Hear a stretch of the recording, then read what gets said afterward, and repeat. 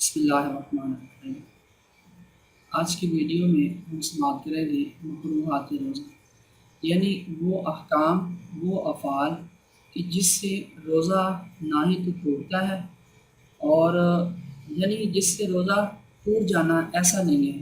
اور روزہ نہیں ٹوٹتا وہ بھی افعال نہیں ہے، بلکہ یہ وہ احکام ہیں کہ جس سے روزہ مکروہ ہوتا ہے۔ مکروہ ہونے کا مطلب یہ ہے کہ روزے کی جو برکت ہے، جو ثواب ہے، جو روحانیت ہے، اس میں کمی آتی ہے۔ روحانیت، روزے کا ثواب دیکھیں، ہم روزہ رکھتے ہیں اللہ پاک کی رضا کے حصول کے لیے اور ثواب کے حصول کے لیے، تو اگر یہ احکام کریں گے تو ثواب نہیں ملے گا۔ جب ثواب نہیں ملے گا تو پھر سارا دن اپنے آپ کو بھوکا اور پیاسا ہی رکھنا ہے، اس کے علاوہ اور کچھ نہیں ہے۔ سب سے پہلے اس کے بارے میں اللہ کے نبی علیہ الصلوۃ والسلام کا فرمان، جو کہ حضرت سیدنا ابو ہریرہ رضی اللہ تعالی عنہ سے مروی ہے کہ حضور نے فرمایا، جو بری بات کہنا اور اس پر عمل کرنا نہ چھوڑے تو اللہ عز و جل کو اس کی کچھ حاجت نہیں کہ اس نے کھانا پینا اللہ کی رضا کے لیے چھوڑ دیا ہے۔ حضرت سیدنا ابو ہریرہ رضی اللہ تعالی عنہ سے روایت ہے کہ اللہ کے نبی علیہ الصلوۃ والسلام کا فرمان رحمت نشان ہے کہ فرمایا، روزہ ڈھال ہے جب تک اسے پھاڑا نہ ہو۔ عرض کی گئی، یا رسول اللہ کس چیز سے ڈھال ہے، کس چیز سے پھاڑے گا؟ ارشاد فرمایا، جھوٹ سے، غیبت سے۔ تو یہ حضرت سیدنا عامر بن ربیعہ رضی اللہ تعالی عنہما سے روایت ہے، کہتے ہیں کہ میں نے اللہ کے نبی علیہ الصلوۃ والسلام کو روزے میں مسواک کرتا دیکھا۔ اب آ جائیے روزے کے مکروہات۔ مکروہات روزے کے وہ کتنے ہیں؟ سب سے پہلے دیکھیے، جھوٹ بولنا، چغلی کرنا، غیبت کرنا، بد نگاہی اور گالی دینا، یہ بلا اجازت شرعی، کسی کا دل دکھانا، داڑھی منڈانا وغیرہ چیزیں ویسے بھی ناجائز اور حرام ہیں، روزے میں اور زیادہ حرام، اور ان کی وجہ سے روزے میں کراہیت آتی ہے اور روزے کی نورانیت جو ہے وہ چلی جاتی ہے اور اس سے روزہ مکروہ ہو جاتا ہے۔ اسی طریقے سے روزے دار کا بلا عذر کسی چیز کو چکھنا یا چبانا یہ مکروہ ہے، اور چکھنے کے لیے عذر یہ ہے کہ آپ اپنی زبان کے جو اگلی نوک ہے اس پر کوئی چیز سالن کی یا کوئی کھانے والی چیز ہے اس کو رکھیں اور اس کا ذائقہ معلوم کریں، اور یہ بھی اس صورت میں ہے، عورت کے لیے جائز ہے کہ جب اس کا شوہر وہ بد مزاج ہو کہ سالن تھوڑا سا خراب بنا ہے تو وہ اس کو لان تان کرے گا، برا بھلا کرے گا، تو اس صورت میں اس کے لیے اتنا کو جائز ہے کہ اگر وہ زبان کی اگلی نوک پر، کیونکہ اللہ نے جو ٹیسٹ ہے، جو ذائقہ ہے وہ زبان کی اس اگلی نوک پہ رکھا ہوا ہے، تو جب وہ اس پر تھوڑا سا سالن لگائے گی تو اس کو پتہ چل جائے گا کہ مرچ اور نمک جو ہے وہ سالن میں کتنی ہے، تو شریعت نے اتنی اجازت دی ہے۔ اگر اس طرح سے کوئی چکھ لیتا ہے تو یہ بھی جو ہے اس سے بھی روزہ انسان کا نہیں توڑتا۔ اور اسی طریقے سے ایک اور مسئلہ یہ ہے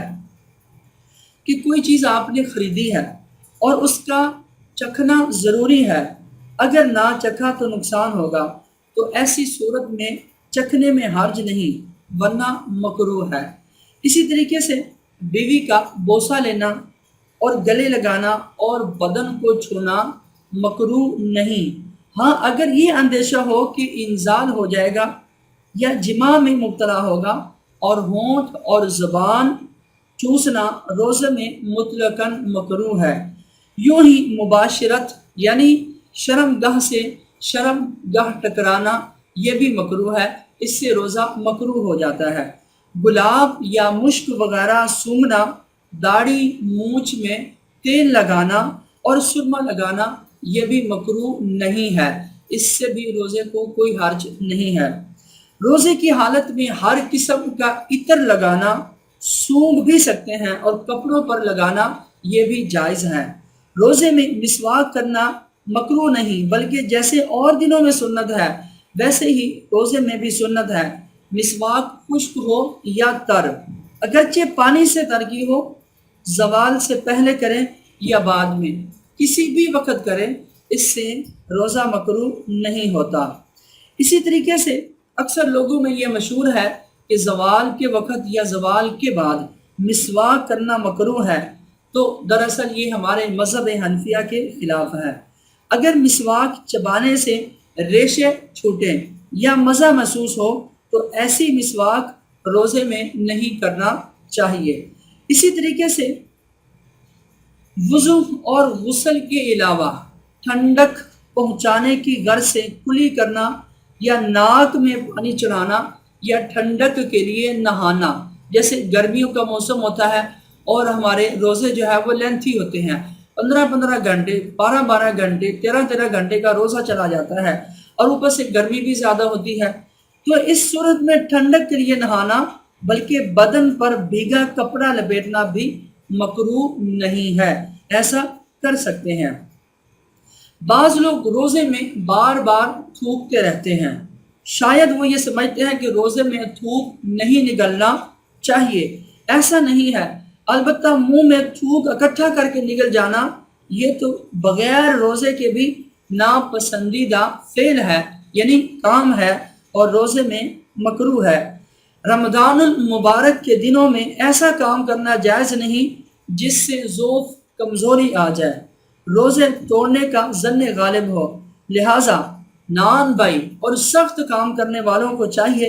کہ دوپہر تک کام کریں اور بعد میں پھر آپ آرام فرمائیں۔ تو یہ چند ایک جو تھے روزے کے مکروہات تھے، یعنی وہ چیزیں بھی آپ کی خدمت میں پیش کی جس سے روزہ مکروہ ہوتا ہے، اور وہ چیزیں بھی آپ کی خدمت میں عرض کی کہ جس سے روزہ مکروہ نہیں ہوتا۔ تو یہ چند ایک روزے کے مکروہات، ناپسندیدہ عوامل آپ کی خدمت میں بیان کیے۔ اللہ تعالی ہم سب کو اسے یاد رکھنے کی توفیق عطا فرمائے، آمین بجاہ النبی الامین صلی اللہ تعالی علیہ وآلہ وسلم۔